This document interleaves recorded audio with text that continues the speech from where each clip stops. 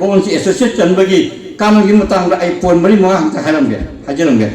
अखोई लोन से असम दा state official language only one class Assamese मचे ऑल ओवर असम दा माचना वजा सेकंड दा बीटीआर एग्रीमेंट 2020 दा बीटीआर एग्रीमेंट तौर मतुंग दा एसोसिएट ऑफिशियल लैंग्वेज ना बोरो जो ऑल ओवर असम दा माकी लोन से सेन वजा अदुगा बेंगोली ना जान ओनली फॉर बोराक वैली नि अदो ngasi di अखोई बोराक वैली दा अखोई एनी पर्सन यूम तमदा लोन मरी अखोई सेन वजा Assamese, Bodo, Bengali, and Manipuri. As you like that. As a state official language, Ga, Chungi official of Mukarakan. As you like that, as I have Tamjani, you say, Kanavashing Marakatan Hayaga, Raja Sarkari, Lady Revolution, Office, Kuding Mata, Court Kacheri, Office Adala, Municipal Board, Police Station, Kuding Mata, Darhasta, Application, Thavani Singuda, Mayamsi, Manipuri, Lona, Sienova Jara. राज्य सरकार ने थोपा any government notification advertisement खुद मुद्दा Manipuri loan सु जिला मरीसिदा सिजनरकदोरि बनी all kinds of recruitment exam दा मणिपुरी न थाबा गारकदोरि बनी all orders regulations rules and bylaws issued by the state government or any law made by the legislature of the state shall be published in the official gazette now with Manipuris in 4 districts of Assam. Aduga koi hoji Borak Tampakta mini secretariat lingkhatong ra mini secretariat in Borak Valley zo hoji official language udur je Bengali ke Manipuri ke se parallel ni taturin mini secretariat. Borak ta asdama ka kunna adu mutakta APSC ki matang da problem amata le ro होगी APSC की optional दा मणिपुरी हाथ नरो से कोई तक्षण वा हमने जो तक्षण लाई होगी खरा जन तक्षण दसी ऑप्शनल सब्जेक्ट को ना मणिपुरी हाथ की मतंग से अदुगा मसिदे कोई ना फाइव की तक्षण लो ना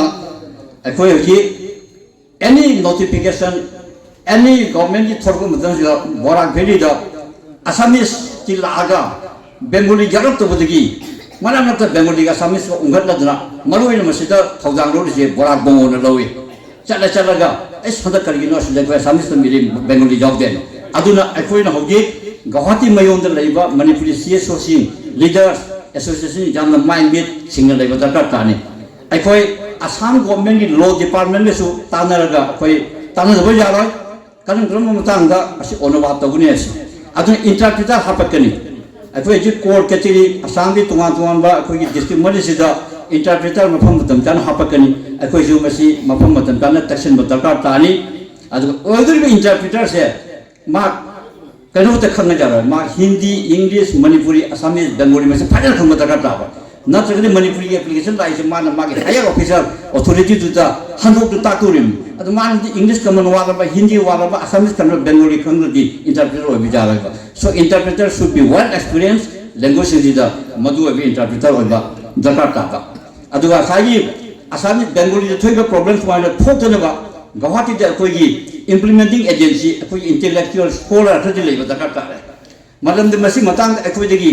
bisnupya kamu jam hedi sathina conscious ho bise mo ja atuki motin napsan na lei officer ji atuki mati wali suni aduna masi koi check ho gadi hayang agri interpret to na tha to do government notification ama khande Manipuri do handori do moji ade che da bakhar le bisupra ga mete je confess kara Assamese le bani na be asa bisupra officer am da har we de kamai to bo masi thokre mamang da Manipuri medium hogar ko da Manipuri paper ya government post principal or ba jogon mohon paper jengat me ko na ko farak bani ya adugi je Guwahati radio station da air da Manipuri ki program da Manipuri isai je Motival Sinna and Songit Bidaroy, Yisikola Mata Level, Man of Manipuri, Saket Tokoraga, Chandang Gopal Koraga, Kushan Initiative Loraga, Chandang Gopal Koraga, Manipuri interview on the market Tanuki. So I put a Matan session that the Tani, Guwahati Degi, Asida official Lapum Damsida, I told you Bengali problem to talk and of intellectual thinking. Haliktan, I put my young Consasso in the Lamindra. Guwahati with the Foya Yellow Manipuri, Naxan, but not Lapta, train to Punganida on the Jogunina, when I think in the city of Robutakatani, Asihaya, Quays the Leva, Borakambaki comes to Minlis in the Taba. As the implementing agency, as you roll the Pangamatunda, Sakari Karankaramba, ꯑꯦꯖꯦꯟꯁꯤꯁꯤꯡꯁꯤꯗ ꯃꯇꯤꯛ ꯆꯥꯅ implement ꯇꯧꯍꯟꯒꯅꯤ ꯍꯥꯏꯕꯒꯤ ꯃꯇꯥꯡꯗ ꯑꯩꯈꯣꯏꯒꯤ ꯃꯔꯛꯇ ꯊꯤꯡ ꯇꯦꯡ intelligent group ꯑꯃ ꯁꯦꯝꯕ ꯗꯔꯀꯥꯔ ꯇꯥꯅꯤ ꯑꯣꯔꯒꯅꯥꯏꯖꯦꯁꯟꯗꯤ ꯂꯩꯁꯨ ꯑꯗꯨꯕꯨ ꯃꯁꯤ ꯀꯔꯝꯍꯥꯏꯅ ꯏꯝꯄ꯭ꯂꯤꯃꯦꯟ ꯇꯧꯅꯤ ꯁꯦꯀ꯭ꯔꯦꯇꯔꯤꯌꯦꯠꯇ ꯀꯔꯝꯍꯥꯏꯅ ꯊꯤꯅꯤ ꯀꯔꯝꯍꯥꯏꯅ ꯃꯁꯤ ꯇꯧꯅꯤ ꯍꯥꯏꯕꯒꯤ ꯇꯦꯛꯅꯤꯀꯦꯜ ꯑꯦꯡꯒꯜ ꯃꯌꯥꯝꯁꯦ ꯑꯩꯈꯣꯏ ꯈꯪꯃꯤꯟꯅꯕ ꯗꯔꯀꯥꯔ ꯇꯥꯒꯗ꯭ꯔꯥ ꯃꯁꯤꯒꯤꯗꯃꯛꯇ implementing agency intellectual group ꯑꯃ ꯊꯝꯕꯤꯌꯨ ꯍꯥꯏꯕꯒꯤ ꯊꯥꯖꯕꯁꯦ ꯊꯝꯖꯔꯒ ꯃꯤꯌꯥꯝꯒꯤ ꯃꯐꯝꯗ ꯑꯩ ꯏꯀꯥꯏ ꯈꯨꯝꯅꯖꯕ ꯎꯠꯆꯔꯤ ꯊꯦꯡꯛ ꯌꯨ